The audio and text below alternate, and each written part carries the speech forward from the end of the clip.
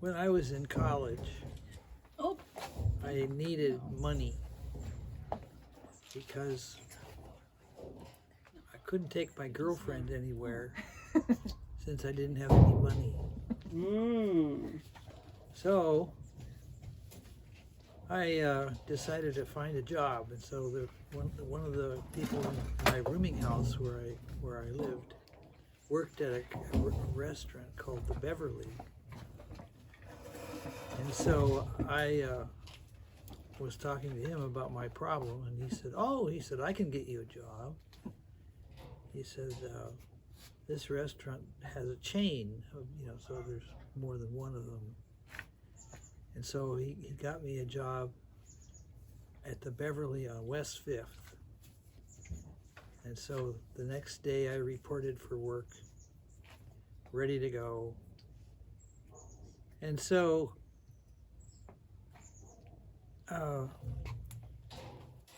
just trying to get it, try to remember some detail here. And anyway, I reported to work the next day.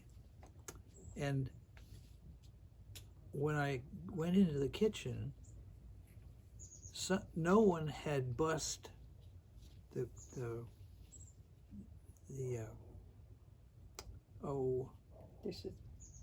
restaurant. You know what bus is? Do you guys know what that is? Bus is when you take and get all the dirty dishes and take them in somewhere, and then they get washed. We hope.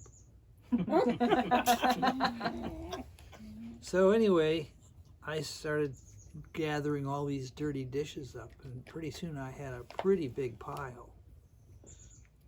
And so I was gathering these all up and making a big pile of them.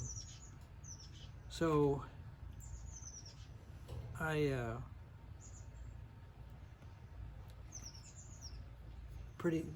had other responsibilities than just gathering the dishes.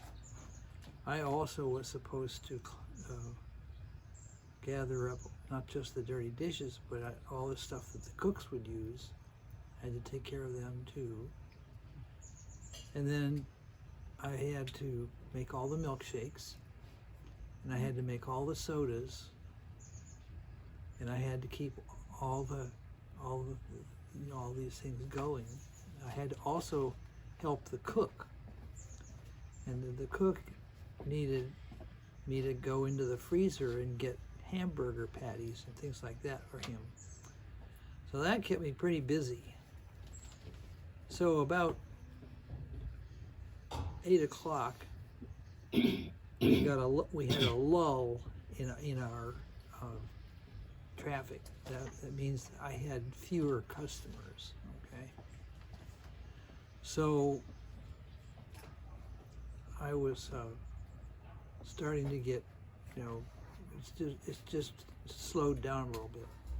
And I started talking with the cook, and the cook was sort of cranky. And he said, "I've been working at this restaurant for almost 2 years." And he says, "I've never had a raise." And I said, "Oh, that's too bad." And I asked him, "Well, how much do you make?" He said, "Oh, I make $5 an hour, which isn't enough." And I said, "Oh, okay." So I went back to my dishes. And then all of a sudden, the cook came into the kitchen and he said, "I quit." Uh-oh. I quit. He took off his Beverly beanie hat, took that paper, threw it on the floor, stumped it 3 times, walked out the front door.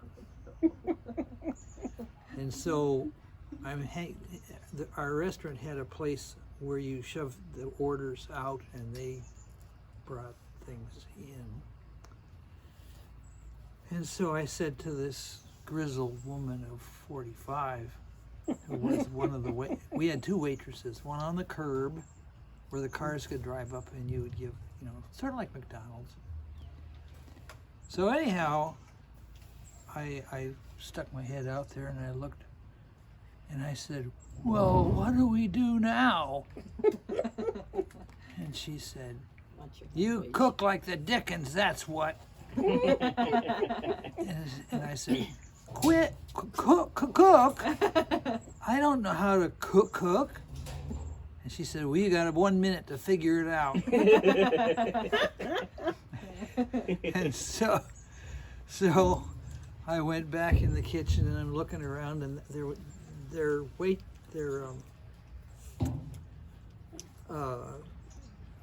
menus. Thank goodness they had pictures on them. And people would, and the other thing was, they never called it by, a standard name like the Beverly or the Beverly, they were all had strange names. So I looked at this thing and I took, there was a white sauce that they put on all their stuff. It's called the Beverly sauce. World famous Beverly sauce. So I'm looking at this thing and I've got the order and I've got this thing here. And then I would go and get the patties and get that going and put stuff in the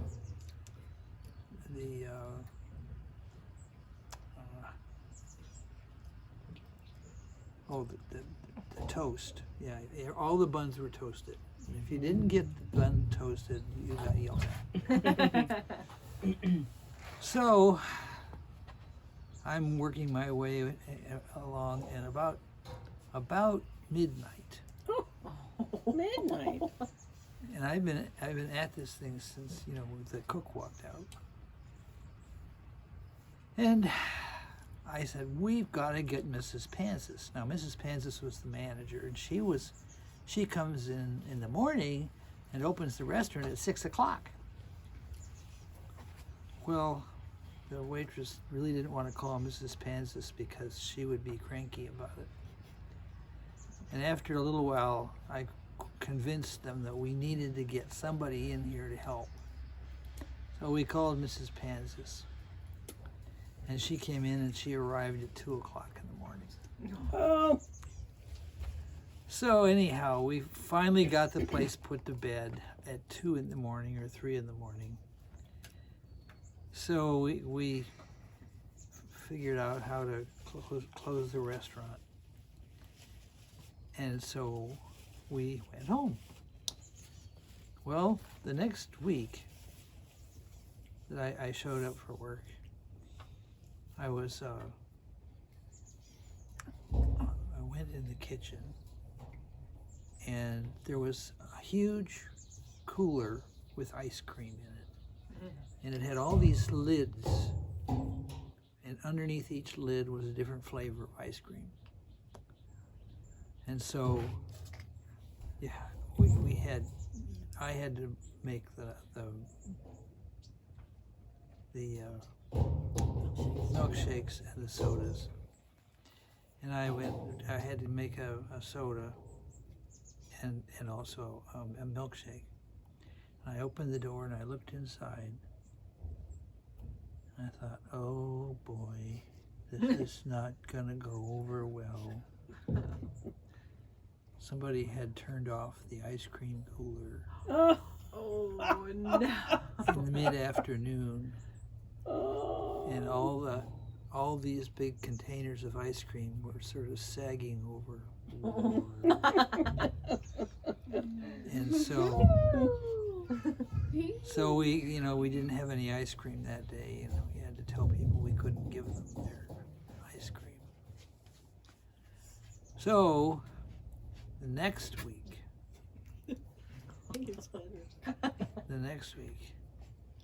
we had to, I'm just trying to think. The Yeah. ice. Hmm? The ice. Oh yeah, the ice. When you freeze water, all right, if there's any impurities in it, it forces the impurities to the outside of the ice crystal.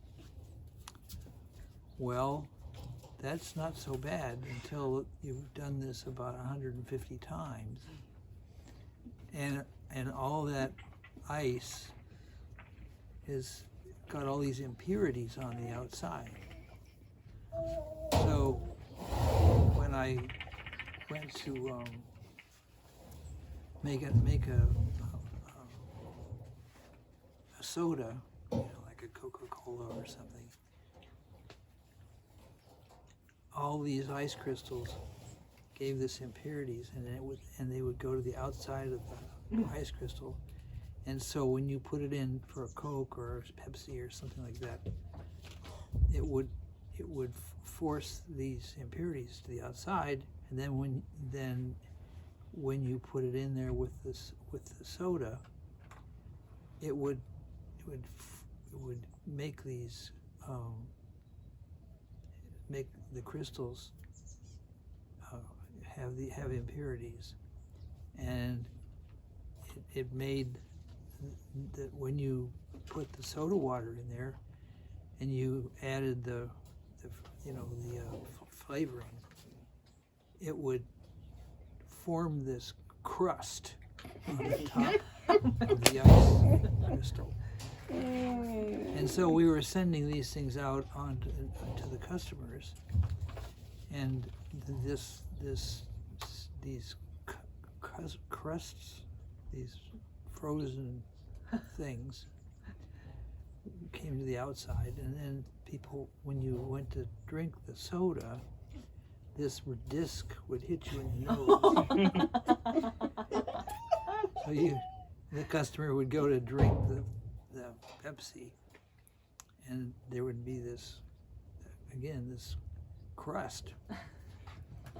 And so the customers were complaining that because of this, and so we had to figure out what to do.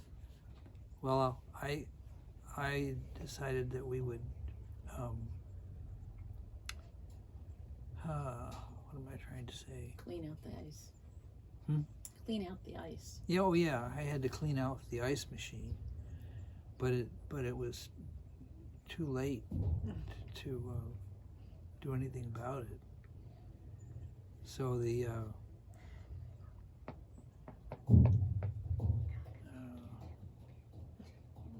So next week? Oh. The next week? Yeah, well, yeah, that's right. Did you smell something? The following week I went into work, and when I got in the kitchen, I smelled something burning. Oh. And I thought, oh, wonder what that is. So I kept going around the kitchen looking or smelling for something hot. Well, it turned out that the meat slicer. The meat slicer I had somebody had jammed a bone in the meat slicer, and it stalled the motor, and it got really hot. So You said to Mrs. I said to Mrs. Panzis, and I went in her office and I said, Mrs. Panzis, there's something really hot in the kitchen, and I don't know what it is. She said, don't talk so loud. All these people would run out of here if it caught fire. So, she was more worried about the customers leaving and not paying their bill than she was about customers dying in a fire. So that was that week. And then,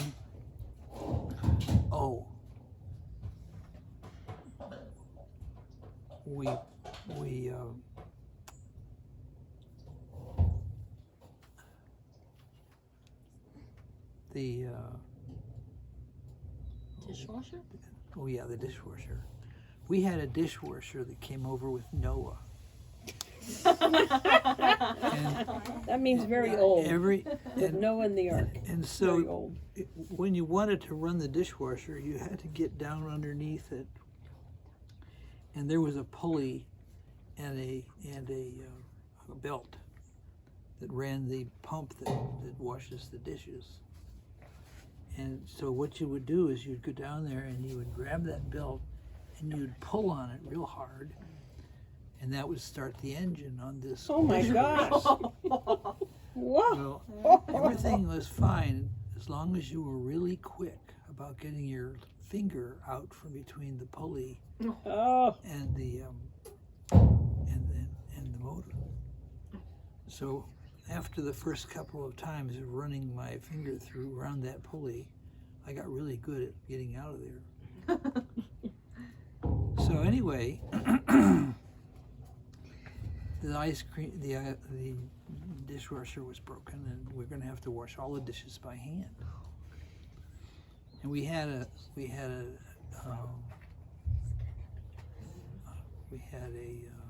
Sink. yeah, oh yeah, that's right. We had a sink that was It had a little drain. oh yeah, that's right. It was one of those stainless steel sinks that was about this big, and by about this deep.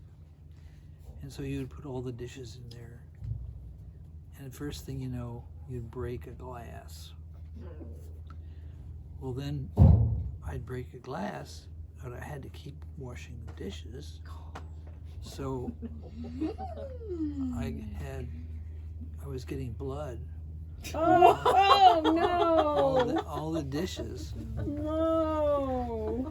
And so I took my apron, and so after I washed the dishes, I had to wipe all the blood off all the dishes. Don't tell me! Don't tell me! Because Oh! and every time I touched something, because I cut my hand, I left a fingerprint. Oh. So, and anyway, then the next week,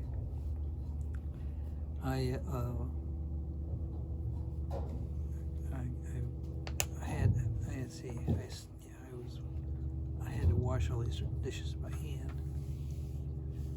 and it finally the day was over, and the next week when I went in there, Mrs. Panzis said, "I'm sorry to tell you this, but I can no longer afford you." She fired you? Yep, fired me. Oh, she was gonna do it all herself? No, every time he came in, something Something Something broke. happened. Very weird was happened. the ice cream machine Oh. in the